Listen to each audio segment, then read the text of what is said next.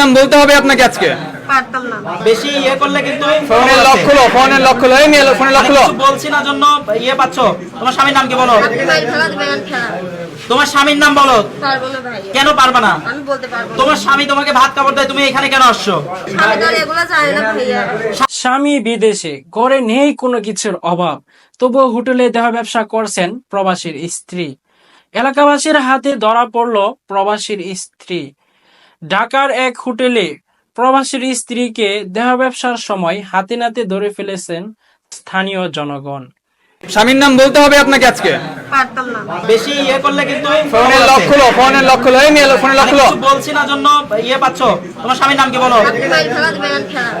তোমার স্বামীর নাম বলো। পারবো না ভাই। কেন পারবে না? আমি বলতে পারবো না। তোমার স্বামী তোমাকে ভাত কাপড় দেয়, তুমি এখানে কেন আসছো? স্বামী তো আর এগুলো জানে না ভাইয়া।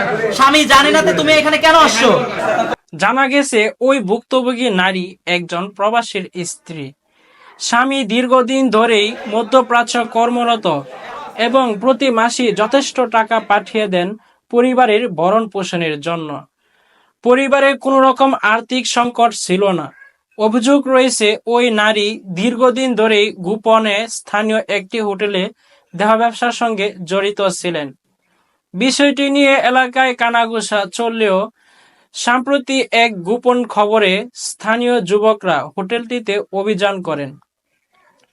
অভিযানে একাধিক পুরুষের সঙ্গে আপত্তিকর অবস্থায় ওই নারীকে ধরে ফেলেন।